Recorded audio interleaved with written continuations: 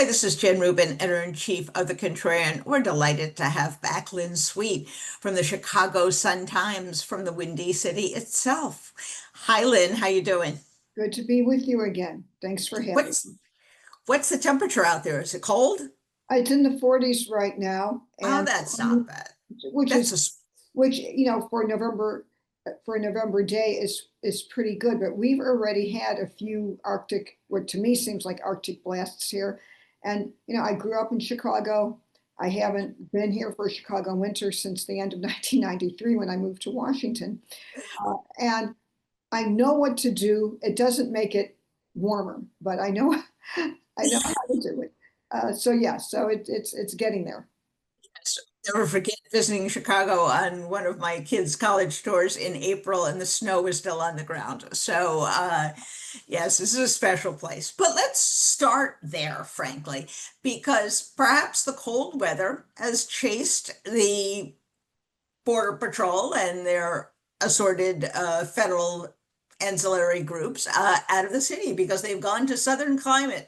They've gone to Charlotte and more recently now into Raleigh.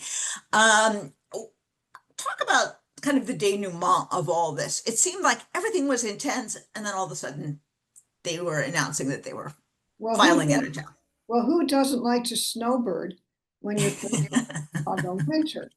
Uh, Now, in all seriousness, the word was when they left, well, we'll be back. In the meantime, the Texas National Guard has been sent home. They're standing down the offices they had in the Great Lakes Naval Station just north of Chicago. If they intended to come back anytime soon, I don't know if they would have dismantled uh, all this and send equipment back to wherever it came from and deal with the vendors. But it still leaves a shattered Chicago in its wake. The people, Yes. there are still people who are under detention, still people who have disappeared, whose whereabouts haven't been located. There's still a lot of court cases pending, of which you write magnificently about in your newsletter.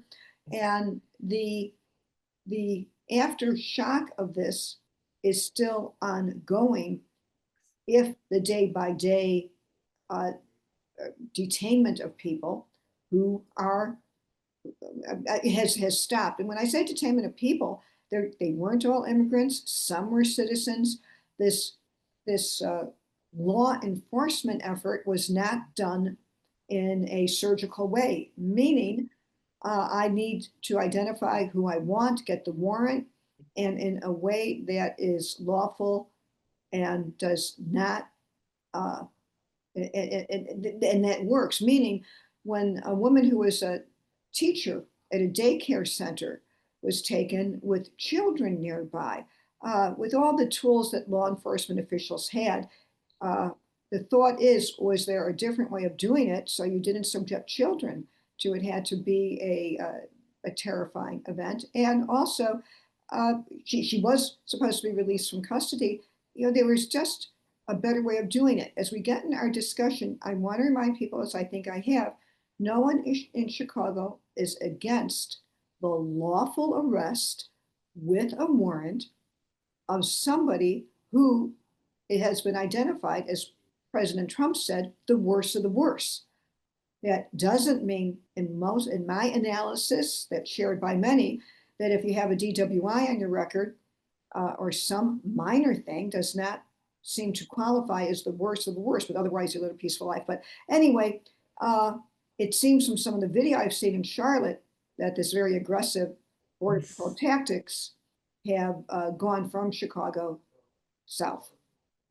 Absolutely. Now, you folks at the Chicago Sun-Times have been covering exactly what you've been talking about, this abuse of power. And I think you had an impressive headline recently on that. Do you want to hold it up if you have it Oh, yeah, handy? I'm so proud of what the reporting is at WBEZ.org and Very, suntimes.com. very good. Give credit. This is in our Sunday paper. So we found here in this story that the feds in Chicago are using force that cops and even their own agency ban or restrict. This was our exclusive analysis. Then We also did a real big story. When I say we, it's not me, really. The credit goes to my incredible colleagues. Oh, it's all of you. Absolutely. Okay, so then a real thorough analysis of all the video that Mhm. has been taken, made for Hollywood, quote, propaganda, end quote, videos portray Chicago as a city at war with feds, even if the storytelling doesn't always match reality. Uh, we have in the same paper, we did a study of how another claim is that you had to come to Chicago because we have crime more than anyone else. We had a study that red states have higher murder rates, our analysis showed. And then, speaking of crime, so, the Department of Homeland Security wants it both ways when they say why they're here. Was it a crime reduction mission or was it an immigration deportation mission? So here in this story, we did credit where credit isn't due. The Department of Homeland Security claims agents, immigration enforcement led to, quote, a historic drop in Chicago crime, but a WBEZ analysis contradicts that claim. We've done other stories too about the use of force, of ordering tear gas be dropped in a situation where other law enforcement officials, state and local, didn't have gas masks on. So we have been doing an enormous amount of coverage, just trying to set the historic record straight on what exactly happened here and disputing claims that just were not true. One of the things that came to light, and it was started, I think, by that image of the religious man being shot in the face with the rubber bullets, was how disrespectful and how violent they have been towards clergy. And one of the interesting responses, although not purely about violence, came from the Pope, who came down with a very emphatic statement on immigrants. What do you think this does in terms of the religious community and people of faith who have seen this, who listen to the Pope? They may not be Catholic, but they may take some moral direction. What do you think the way they've treated clergy and the religious response, not only from the Pope, but from interfaith groups on the ground? What's that legacy Well, there like? have been faith Fridays where where clergy of different faiths have appeared at Broadview. There have been, God squads that come. Yes, So at one point, some priests wanted to come to offer sacraments or religious services. yes, People may were turned away, but I think Chicago Pope Leo, when he says something that resonates most yes, particularly because it's said with a Chicago accent, he knows what he's talking about. It's yes. not a theoretical, theological viewpoint Right. that this is bad, though there have been priests in Chicago. I saw a real interesting uh, vertical video that some have done about how the way this is being done isn't right. And I think when it comes to Pope Leo, this is our first time out where he has, in a sense, injected himself in a domestic affair, and it's one Yes. taking place in his home city. Uh, I don't know how much further he's going to go. I don't know if now he will keep it up. I don't know if he will order more specific things to do than just urging this not to be. Don't we always still, years after the Holocaust, wonder if the Pope had done more? What if?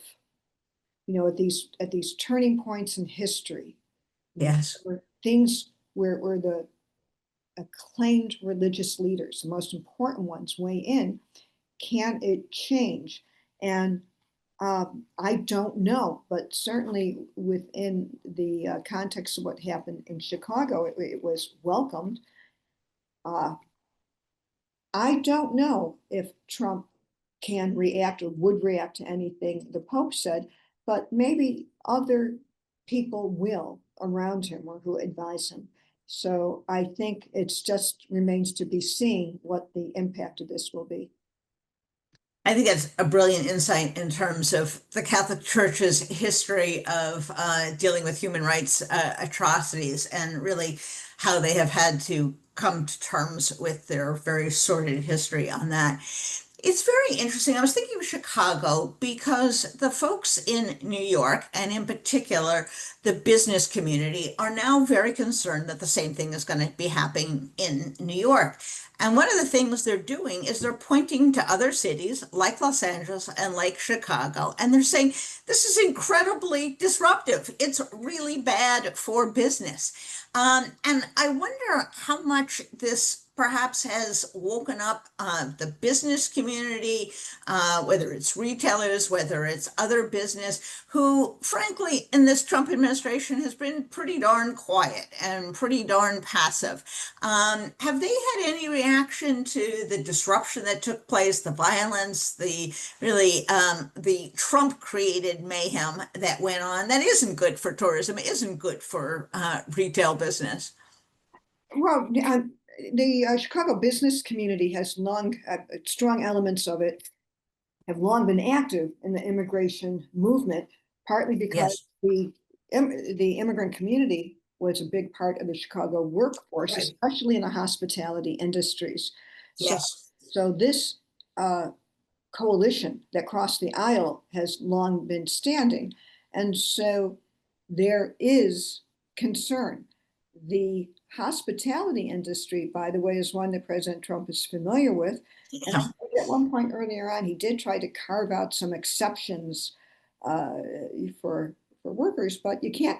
You know, is he really going to carve out an exception for someone who is in what category? Now, when Trump took away these temporary protective status yes, situations for some, and this is what I think is hard, to explain. I mean, there's so much going on. You can't blame anyone. They don't keep up with everything. That just calling someone an illegal isn't quite this, doesn't capture what it is for some people who did come here, who were led over the border, whether or not Biden should have let them in. They came, and if they came through that process, claimed amnesty, and then they got a protective status, they were not here illegally. But when yes. those things change, or when you come in for your hearing or whatever, and then you find you're in trouble, it's it's something. But tourism has been robust in Chicago in the summer. Lollapalooza draws a lot of people. The summers here are magnificent, and there has been a lot going on. So far, this has not had any impact. Now, we do know that there is still, COVID related issues there Right. in storefronts being emptied on Magnificent Mile, on the, which, by the way, Trump called it the Miracle Mile. Los Angeles has a Miracle Yeah. Mile. Well, Chicago has a isn't it on Magnificent Mile. Wilshire? Isn't Wilshire the Miracle Mile? Yes, yes, yes. But who doesn't know that, right? But in all to say, you can't really, yeah, when you try to explain things, one should try to not conflate and pile on and say, well, this is good or bad only because of one reasons. When you look at Yes, what's going on, and the situation here, however, is still very friendly to tourists, and tourists come. right. And now we're getting into the holiday season, and so I'm sure the Magnificent Mile is getting decorated. It's going to look beautiful as always. Um, Mark, and Christmas market in the Daily Center under the Picasso, still there. there we go. Yeah. Fabulous. So we will end on a purely political note that is really quintessential Chicago in some ways. And that is the transition of a retiring member of Congress who didn't just back out gracefully, but really pulled a fast one at the finish line. Talk to us about that and about what's going on in Washington that has some Democrats really upset about this. Well, this technical term for this is what I call it is the Chicago switcheroo that our local political level to having an impact on national politics. Here's the story. longtime Congressman Jesus Chuy Garcia decided to retire. But the way he did is what's causing the controversy. Chicago has a March primary, so everything starts earlier here than in some states. So our viewers, stayed with me.